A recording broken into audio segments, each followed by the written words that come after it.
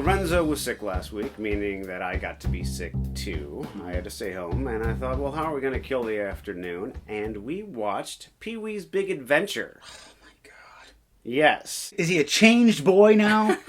You don't know what they're going to find funny. For me, when he puts on the glasses when he's lost in the dark and all the animals were there, that's the hardest I ever laughed in a movie theater, I think. The movie starts up, and there's a dream sequence of the Tour de France. You see all the bikers going, and then, bikes right past him and everything. Lorenzo starts laughing, and I think he's laughing at the contrast between the racers and Pee Wee Herman and Pee Wee's winning. But he said, he's not wearing a helmet. Oh, yeah. So I guess it really shows that as time goes on, different people find different things funny. Our grandfathers thought blackface was a laugh. My son thinks someone driving without a helmet on, a laugh. Did he get scared by Large Marge?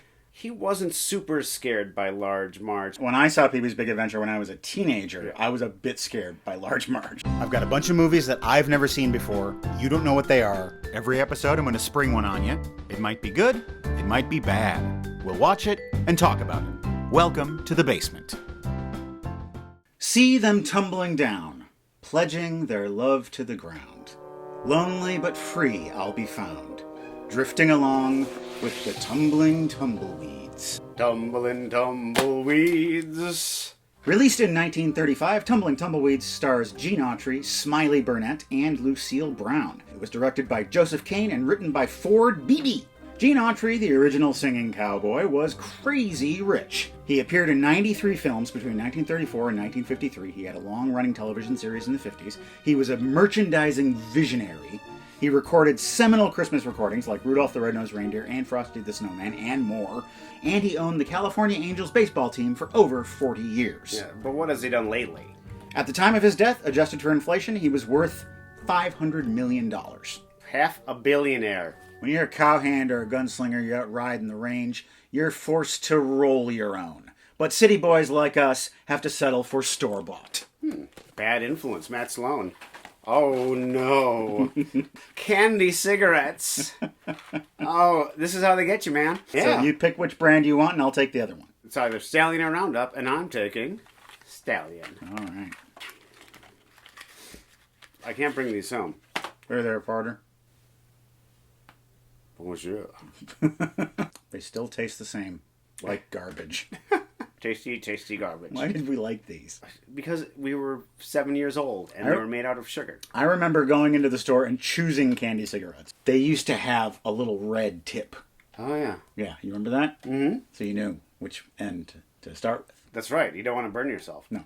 Well, saddle up there, good partner, and ride on over to the old double horseshoe leather couch where we're going to check out Gene Autry in Tumbling Tumbleweeds. This is just not, I don't like it. People's Republic of Pictures. Every day I'm tumbling. Tumbling Tumbleweeds begins with violence. There's a war going on. A land war. You see, there's the ranchers and the nesters. The ranchers own the land and the nesters are coming in. And they want some land too, and they want water. And that leads to war. I was not expecting this to begin where Heaven's Gate ended. The only thing left for us to do is fear itself. The biggest rancher in the land is Mr. Autry. I'll show those nesters. Consarn it, I say. And his son, Gene, yes, Gene Autry, is confused. He doesn't know why he hates the nesters so much. His best friend, Harry Brooks, is a nester, and so is his girlfriend. Gene, you're wearing a little too much foundation. This isn't the silent movies anymore. They've got just as much right to live as you and I. Looks like a vampire. Yeah. Autry rounds up all of his men, and they head out. But one man stays behind, and that's his son, Gene. Gene Autry.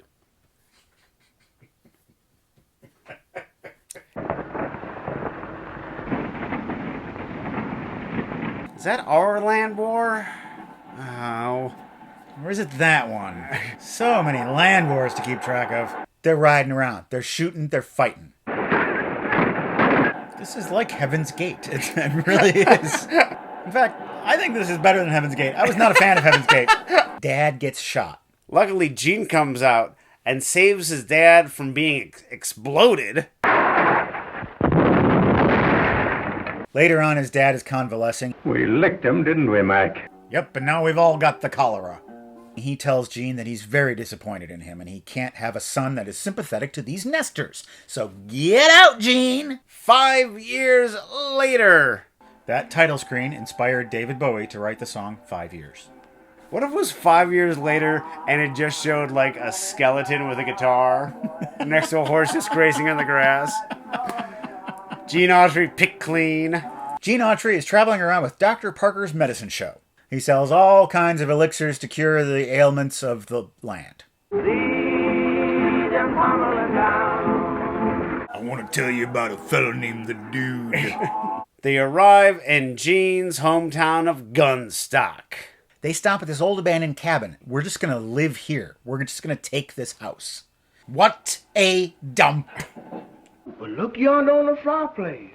Oh. By Jove, perhaps we better look around and see if there is somebody here. Quickly, pray to Jove, so we know. But there's an outlaw in there. He's got a gun. Gene comes in, and the outlaw gets the drop on him. But what do you know? It's Harry Brooks, Gene's old friend. I didn't do it. I swear I didn't. He's got Giuliani sweat going down there. His dye is going. I'm bleeding to death. Ugh. And he passes out from his wounds. The sheriff and a posse arrive. They say, we're looking for Harry Brooks because he committed murder. They look around. Yeah, it looks like he might have slept in there. There's fresh blood on the floor. But it didn't taste like his blood. They're told that it's just regular cabin blood or something like that. They don't find him. So they leave. Gene says, I know my friend Harry didn't do this. We're going to clear his name. But we need to get him to a doctor. Is that dope you sell really good for anything, Doc? What? Dr. Parker's painless panacea is compounded from the healing roots and herbs, brewed from the formula of a Kickapoo Indian chief. And chock full of arsenic. One of the guys comes back, and he looks in the window, and he sees that Harry is there. We're liable to get in trouble hiding this fellow from the law. It makes us an accessory to the fact. What's that? An accessory like a belt or a cravat. Go, I'm getting out of here. Yes. You ought to shot the polecat yourself when you had the chance. Yeah, but I ain't got no hunting license. Wonk! Gene Autry is harboring a fugitive, and we gotta get him too. And here comes the medicine show now. He's probably in that trailer somewhere. The medicine show is in full effect. Your reception does not go unrewarded. As you might have noticed, I have a mustache much like Dr. Eggman, and I also shared his preoccupation with getting Sonic the Hedgehog. There's singing. There's dancing. What a talented young man. He deserves our respect. Gene sees a familiar face in the crowd. It's Janet, his old girlfriend. They are dressed just like women from the 1930s. Yeah. Oh, I see. You got married. Yes, she did, but I didn't. All right, then. You'll do. Why, I'm Jerry, Janet's little sister. I can't believe it. I don't know whether to kiss you or spank you. Don't you think I'm a little old to spank? No. I do not. Why, I married Harry Brooks.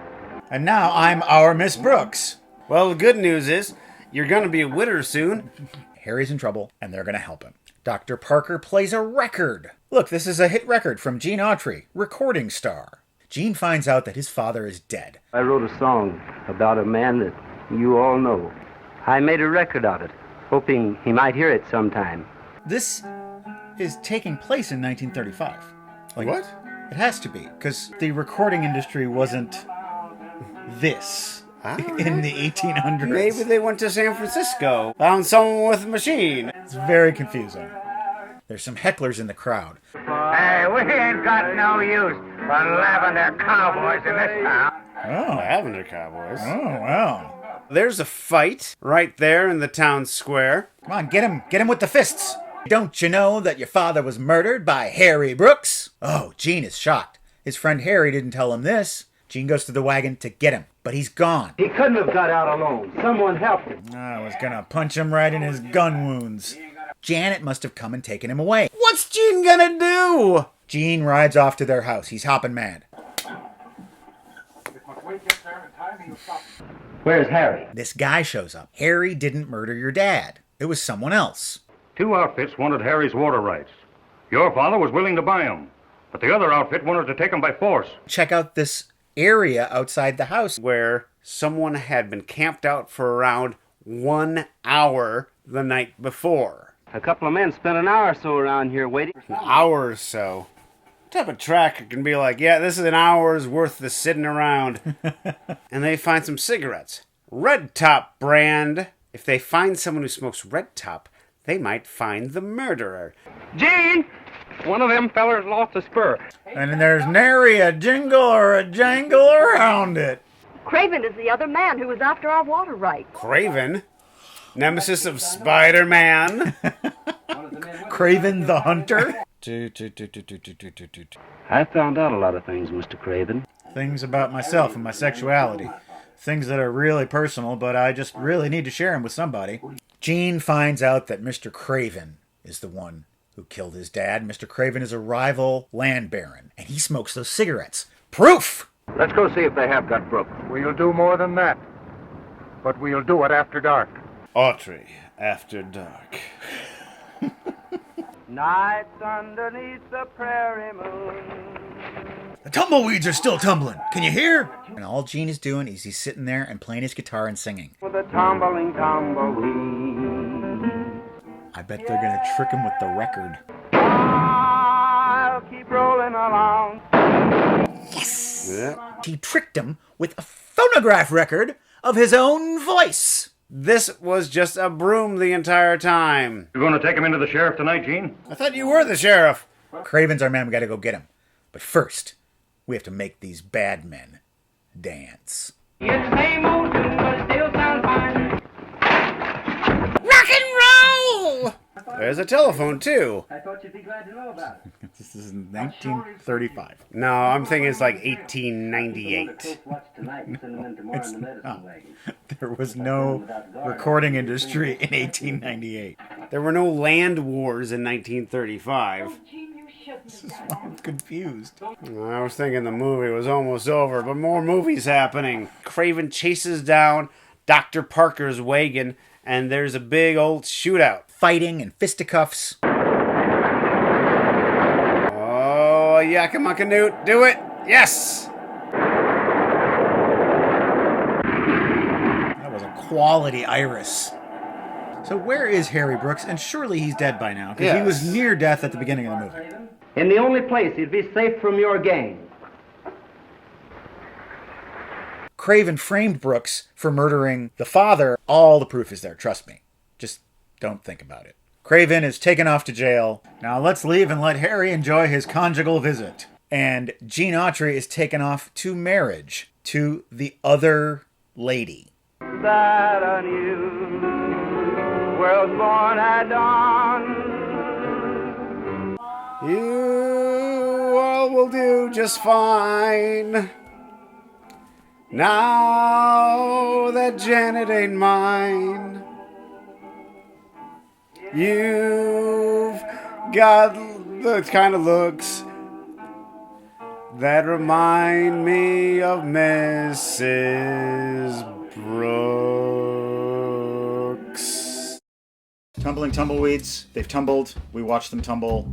It all happened. I don't recall seeing any tumbleweeds actually in the movie. No, me neither. They were probably there somewhere. Let's talk about the man, the star of the show, Gene Autry. Gene Autry. How long had he been acting when he made this movie? I'm thinking -4 years. I don't think anybody comes to Gene Autry for acting. No. They come because he's basically a one-man spectacle. Mm-hmm. He can sing, he can play guitar, he can hop onto the back of a horse. Yeah, which is the coolest trick in the world. I know there's probably cooler tricks, but that every single time I see that, it makes me happy. Do you think he had a certain kind of charisma? Nope. Okay. Maybe he developed it later. Right. But he did not have it here. This was one of his first films. I mean, he just started making films in 34. I believe this was 35. Towards the end of his life, Gene Autry said, and I'm paraphrasing, "I was a mediocre singer. I was a mediocre actor. All I was good at was making money." There are worse crimes in this country. Yeah, definitely. Luckily, he wasn't born in the Soviet Union. Yeah.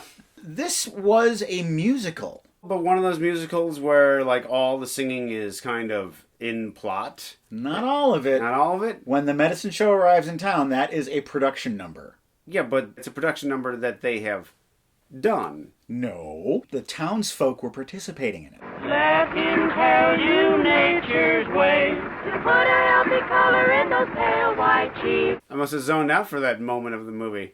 And there were certain other times when Gene would start singing that it was very musical-y. The action photography in this was, at times, quite stunning. The opening battle scene was amazing. Definitely like something out of John Ford. And then you get to the first talking scene, and it's just like, I think Mr. Autry was okay. You know, he was doing his part as 1930s blowhard. Smiley Burnett was an effective clown, though not particularly funny often. He was very popular in singing cowboy pictures. I think he and Autry did quite a few together. There is a moment in this movie that I've never seen before when they're playing the Gene Autry record and Gene sings a duet with himself. That would have been a great scene in A Star Is Born a few years ago, or just anything where you have a recording artist. The Hays Code, 33, 34? The Hays Code was in full effect by 1935. Okay. Still, Lavender Cowboys. That's kind of interesting. Does Lavender Cowboy mean what I think it means? I think it does. It's an interesting joke to make because Gene Autry is sort of effeminate. Yeah. I mean, he's very delicate. Yeah, at this point. When he's not jumping on horses and punching people. Yeah, but he's got that smooth face and everything. Yeah. You know. He doesn't look manly like Randolph Scott. Yeah. I still look at this and I think, back in 35, this must have just been the greatest thing to go do, to come and watch this movie. And he's up there and he's singing, and now he's riding around on a horse, and now there's fighting and there's shooting, and there's more singing, and there's dancing. Look at it. Now they're dancing. Yeah. You know, it's just a complete entertainment evening. This would have blown my mind probably in 1935. But no, I say that, but if I lived in 1935, I'd be like, no, I'm going to see the Paul Mooney movie. I want to see an actor, not a singer. This is the same year as It Happened One Night. Okay. So Clark Gable was around if you want to see a man on film. Not a lavender cowboy. Clark Gable.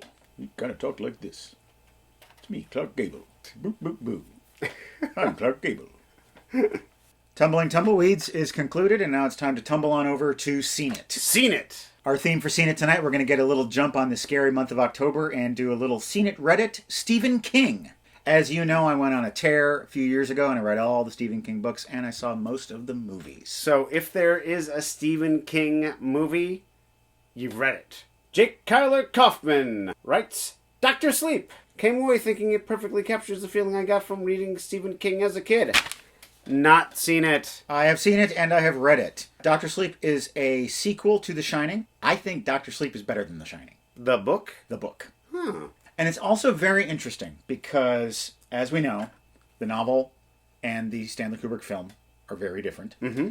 And so the book is a sequel to The Shining book, and the movie is a sequel to The Shining movie. So in the book, the Overlook Hotel is gone, and in the movie, it's still there. In the novel, there's this group of villains. It's a gang called the True Knot. They're these vampires that are unusual. They're some of the best villains that King has ever created. It's fascinating. How they think, how they operate, their physiology, all this stuff. They're just barely in the movie, because the movie just simply doesn't have time to deal with them. Even though the movie's nearly 3 hours long. There's too much to go into, and so the movie just kind of skims over everything.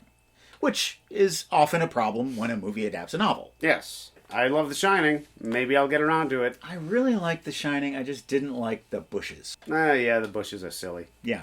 Ryan, if you have not seen Needful Things, don't!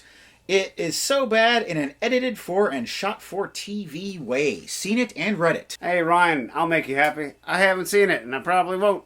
You know who I love? Ed Harris and Max von Sydow. It has a good cast. It's a good script. It's not bad. The casting of J.T. Walsh as the first selectman, Keaton, is particularly inspired casting. But the movie just has like a slapdash crappiness to it that a lot of Stephen King movies have. The TV movie aspect that our friend mentioned. I don't know if it was a TV movie. Oh, it wasn't. It felt like one. Yeah. Yeah, there was too much cursing and violence. Foul language or cursing? Both. Both. Yeah, it's a cursed shop of objects. David Ho Show writes, Dreamcatcher, something this show needs. Not seen it or read it. I had done both. Dreamcatcher, the book, King himself has said it's one of his worst books. Mm-hmm. It's half a good book. The first half of it, I think, is quite good. But then it becomes this endless car chase, cat and mouse stuff, and it gets tedious. The movie is not good. We've talked about it a little bit on the show before. We have. Donnie Wahlberg plays the magical, mentally challenged person who shows up in a lot of Stephen King novels. One of the villains is called Mr. Gray, and so he calls him Mr. Gay. Because he has this speech impediment, Mr. Gay. And at one point he says, Mr. Gay, go away. It's just silly. Yeah. It's supposed to be a serious part of the movie. And Morgan Freeman is the main villain. He has ridiculous eyebrows, but he's completely miscast. Because you don't cast Morgan Freeman in that role. Actually, a perfect actor who would have played the insane general would have been J.K. Simmons. That's who I imagined as I was reading the novel. Going back to the book starts out great and doesn't end well. That's the reason I stopped reading Stephen King regularly. Oh, he biffs the ending all the time. He doesn't know what to do at the end too often. It? Razzmatazz 420. Seen it, read it. Desperation by Stephen King, starring America's caveman Ron Perlman. A story of a town that is having a bad time. Seen it and read it. No, I haven't done either. This was a TV movie. It's way better than it should be. It's got Ron Perlman, so it can't be all bad. I've seen enough Ron Perlman movies. Okay, go on. The problem with the movie is the problem with the book. Ron Perlman plays an insane highway patrolman who's also got superpowers. He's the interesting thing in the story. And halfway through the book, he disappears. And then the book stops being interesting. Same thing happens in the movie. Hey, how about something I have seen? We normally do 4, but we're going to do a 5th tonight. Michael Ruffino, maybe Silver Bullet? Seen it, and I've read it, and I own it. Seen it and read it, and I read his copy. Hard to find book. It is a novella, a werewolf story. It's a graphic novel. It's an illustrated novel. Oh, I see, yes, yeah. Bernie Wrightson did the illustrations. I read this when I was young. I saw the movie when I was young. I loved it. The big reveal on who the Wolfman was blew my mind. And then you're like, what are you supposed to do? You can't kill him. It's got Gary Busey at his doofiest. One place you can go where you can get the medicine that you need in the form of entertainment is our website, welcometothebasementshow.com. All of our episodes are there, the entire catalog, and there are PayPal donation buttons that you can click on and donate one-time or rolling monthly donation to support our show. We certainly would appreciate it. Yes, we would. One of our very generous donors is Drew, who says, my wife Lindsay has a birthday, September 25th, and I wanted you guys to give her a shout-out on your show. She did the same for me in the Stop or My Mom Will Shoot episode. She was a fan before she got me involved, and we're tuning in every week. Happy birthday, Lindsay! Happy birthday, Lindsay. For more Craig and Matt chat, you can tune into the unboxing show, which comes out this coming Friday, and if you haven't seen that show, you should definitely check it out. Yeah, do that. And now watch this. Old Virgin Whiskeys. I tried, but it just never worked. The ladies didn't like me. We ain't got no use for lavender cowboys in this town.